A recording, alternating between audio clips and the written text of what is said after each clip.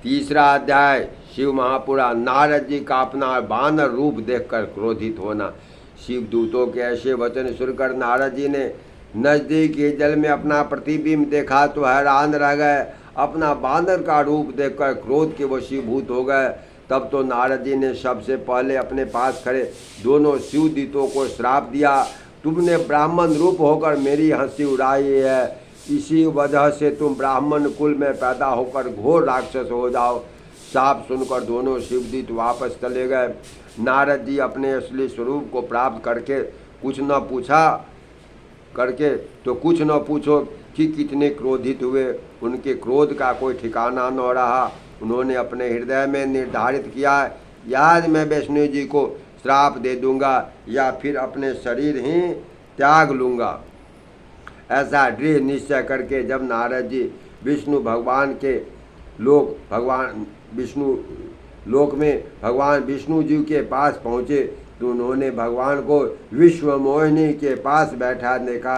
नारद जी को आते हुए देखकर विष्णु जी ने नारद जी से कहा कि कहिए ऋषिराज, आप बहुत दुखी प्रतीत हो रहे हैं।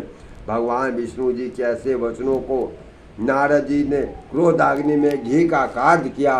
नारद जी क्रोध पर अहंकार में बोले, नारायण आप बड़े छलिया हो। अमृत बांटते समय मोहिनी रूप धरकर दैत्यों के साथ छल करके मदिरा पान कराया और उनके अमृत कलश छीन लिए। जलंधर के साथ छल करके उसके सतीत्व को डिगा दिया और भोले शंकर को विष पान कराया। स्वमणि और लक्ष्मी ले लिया।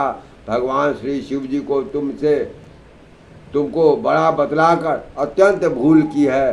तुमने सर्वश्रेष्ठ होने के अहंकार वशी ये सब अनर्थ किए।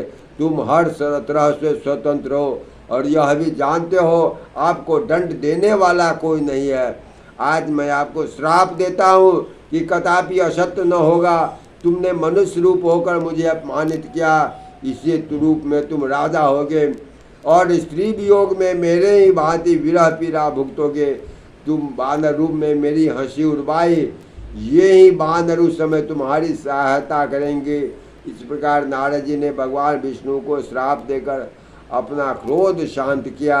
नारद जी का श्राप सुनकर भगवान मंद मंद मुस्कुराते रहे। भगवान शिव जी की ऐसी इच्छा जानकर उन्होंने श्राप को ग्रहण कर लिया। अपनी माया से उसी समय नारद जी को मुक्त किया। माया से रहित होते ही माया रूपी विश्व मोहिनी वहाँ से अदृश्य हो गई। तब तो नारद जी को अंतरात्मा द्वारा ज्ञान हुआ। वे अपने मन में बहुत पछताने लगे, यह मैंने क्या किया। मैंने काम के वशीभूत होकर त्रिलोकपति को श्राप दे दिया। अहंकार में आकर अपना ही यश गान किया। फिर तो नारद जी भगवान श्री विष्णु को चरणों में गिरकर क्षमा करने लगे। हे प्रभु, मुझे क्षमा करो, मैंने भगवान त्रिलोचन की माया के वशीभूत होकर यह अनर्थ कार्य किया। इस पाप से मुक्ति का कोई उपाय बतलाइए, इस दास पर कृपा दृष्टि कीजिए। नारद जी के द्वारा क्षमा यातना के ऐसे वचन सुनकर भगवान विष्णु जी ने अपने चरणों में पड़े श्री नारद जी को उठाकर बड़े प्रेम से अपने गले में लगाया और मधुर वाणी द्वारा कहने लगे, हे नारद, तुम भगवान शिव शंकर कहा क्यों नहीं माना। यह सब इसी का परिणाम है।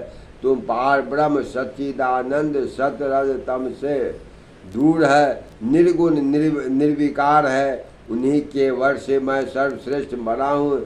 इसलिए हे नारद, तुम भगवान शिव जी का ध्यान करो। मेरा उनसे अनन्य प्रेम है। शिव भक्त मेरे अत्यंत प्रिय होते हैं। शिवद्रोही मुझे सपने में भी नहीं पा सकता है। इसलिए तुम भगवान श्री शिव शंकर जी को अपने हृदय में स्थान देकर उनकी नगरी काशीपुरी चले जाओ। वहाँ जाकर समस्त संशय का निवारण करके श्री शिव जी की पूजा करो। उन्हीं के गुणों का बखान करो। शिव नाम के स्रोत का प्रेम पाठ करो, जिससे तुम्हारे समस्त पाप नष्ट होंगे। शिव काशीपुरी में त्रिनेत्री भगवान शंकर जी के दर्शन करने के पश्चात अपने पितामह ब्रह्मा जी के निकट जाकर भगवान शंकर की नाम की महिमा को जानो, क्योंकि चतुर्मुखी ब्रह्मादि शंकर जी के अनन्य भक्त हैं। श्री सूत जी महाराज बोले, ऐसा कहकर भगवान श्री विष्णु अंतर ध्यान हो गए। तब श्री नारद जी वहाँ से काशीपुरी को प्रस्थान कर गए। मार्ग उन्होंने उनके द्वारा स्थापित वे दोनों शिव दूत भी मिले। उन्होंने नारद जी के चरणों में गिरकर क्षमा मांगी। उनकी प्रार्थना सुनकर नारद जी बोले, हे दुर्गनो, श्री शंकर जी के योग माया से वशीभूत होकर मैंने ऐसा अनर्थ किया, लेकिन मेरा वचन कभी खाली नहीं जाता। मैं तुम्हें श्राप तो भोगना पड़ेगा। तुम दोनों मुनि वीर द्वारा एक राक्षसी के द्वारा जन्म पाओगे। तुम भगवान शंकर के परम भक्त और प्रतापी होगे। समस्त सृष्टि पर तुम्हारा अधिकार होगा। अनेकों साल सुख भोगने के पश्चात भगवान विष्णु अपने दूसरे रूप में आकर तुम्हें मुक्ति प्रदान करेंगे।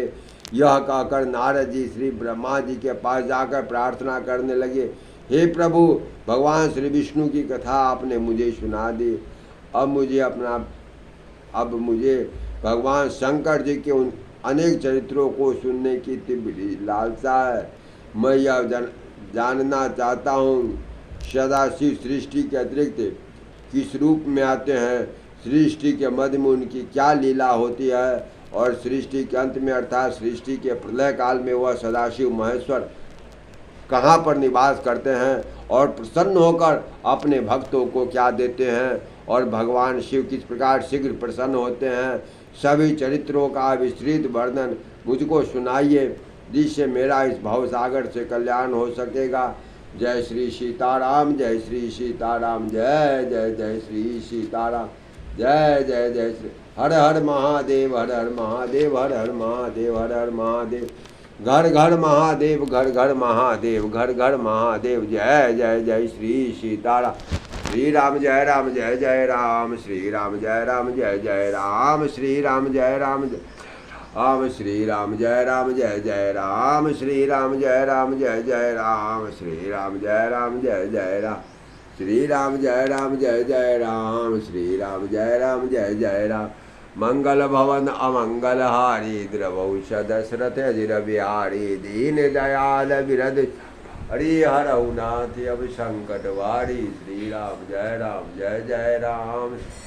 जय राम, जय जय राम। श्री राम जय राम, जय जय राम। श्री राम जय राम, जय जय राम। जय श्री सीता।